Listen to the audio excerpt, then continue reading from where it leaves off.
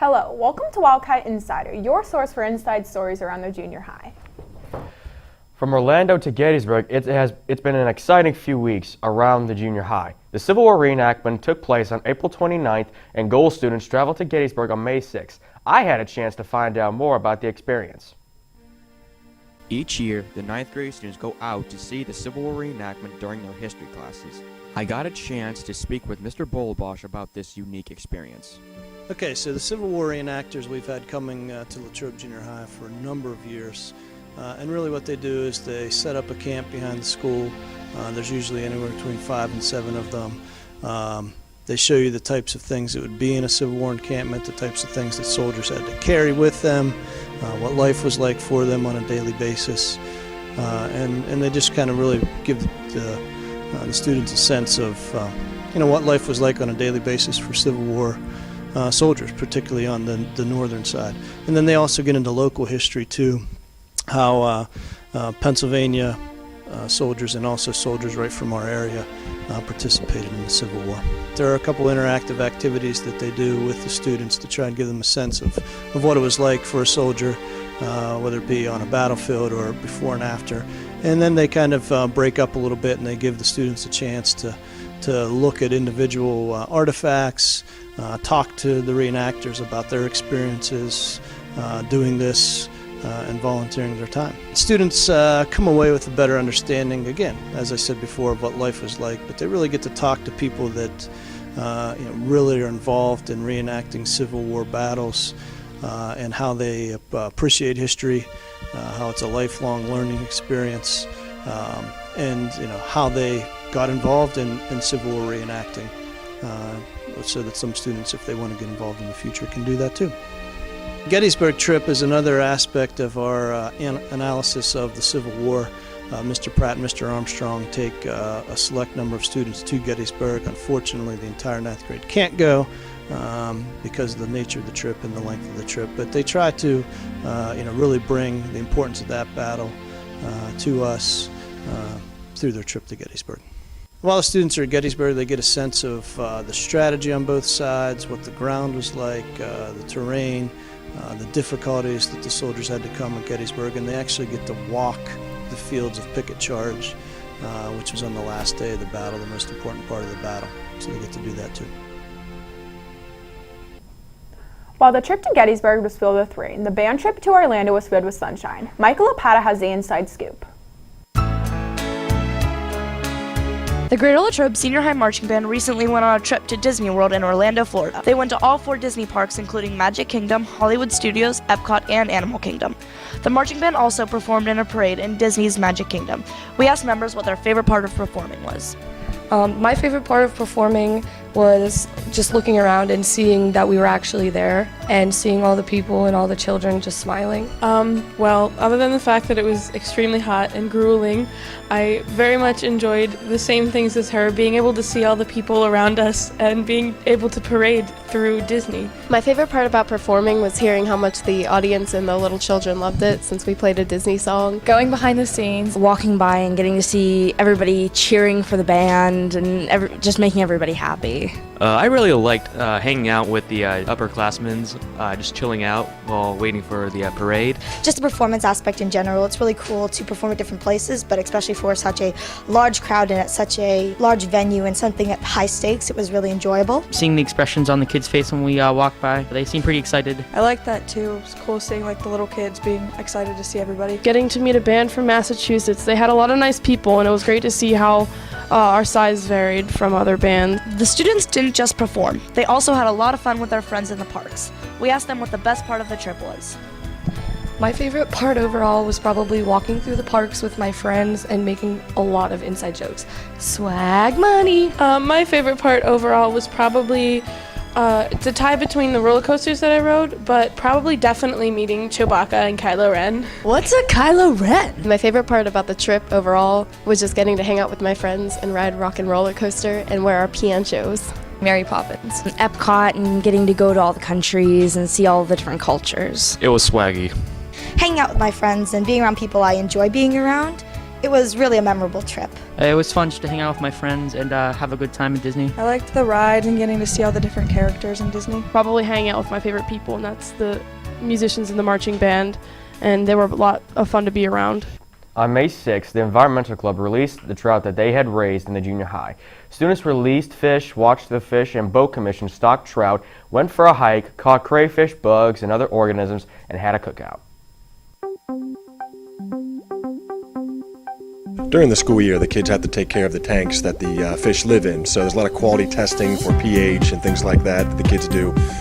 And then on the day of the release, we get some ice and put them in a bucket so they don't get too warm and take them and let them go first thing.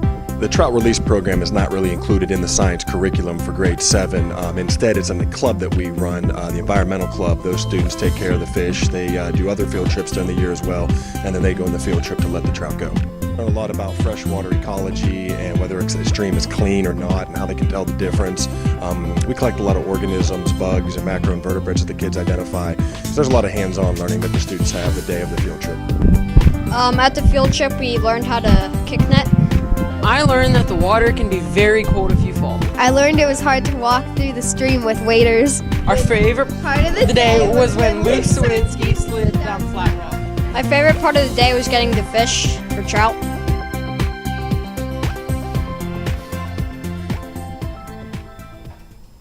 The junior high baseball team had a successful season. Gianna Ferry and Amanda White had a chance to talk to some of the players.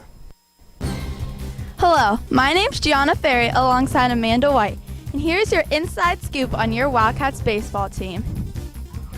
We had a chance to talk to some of the players about their season and what they found most challenging, and here are their results. What do you like most about the season? I like spending time with the guys and always having a good laugh with them. Probably getting waters for the guys after they hit bombs. We're playing really good this year, so I think that's helping our team win a lot more games. And our chemistry this year is a lot better than any other team I've seen in a long time. What I like most about the season is beating Derry. What do you find the most challenging about playing? All the side comments and roastings by Coach K. I think the most challenging thing is we have a lot of freshmen this year on the team, and we always go up against a lot of upperclassmen, so I'd probably say that's the hardest challenge. Probably Armstrong. I got hit by 2 pitches and stealing second base. I feel like a personal challenge for me is trying to play right field or anywhere in the outfield. Meanwhile, I'm not an outfielder at all. I can't judge a fly ball to save my life, so yeah.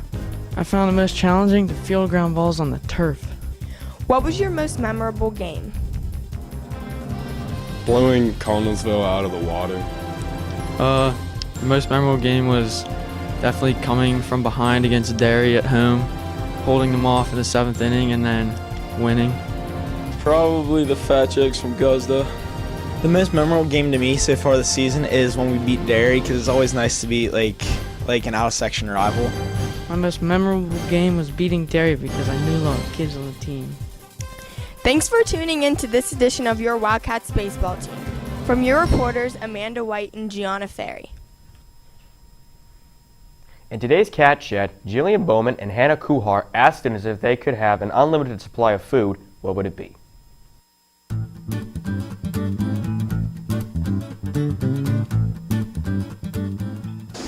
It'd probably be pizza. I would have unlimited bagel bites. Tacos. Chicken. I do like me some bananas. Cheese. Any Chinese food. Chicken enchiladas. Cinnamon rolls. Peach rings. If I could have an unlimited supply of food, I would choose pizza. I would choose pizza too. Lokai bracelets are popping up on the wrists of many students. Here is some background information about the fashion trend.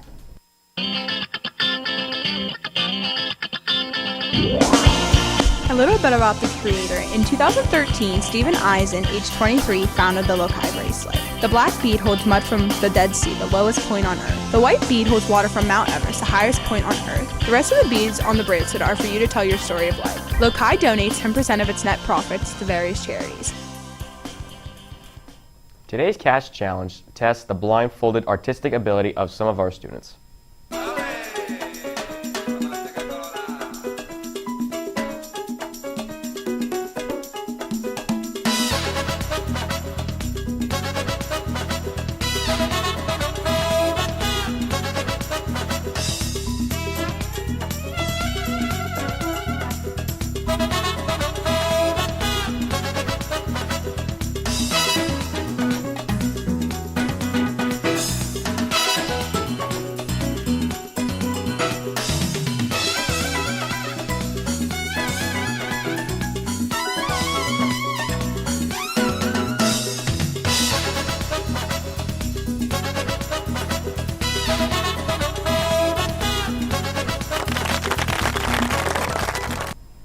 Whether it's NHL or NBA, it's playoff season. We asked students and staff who they think will win the NBA Finals.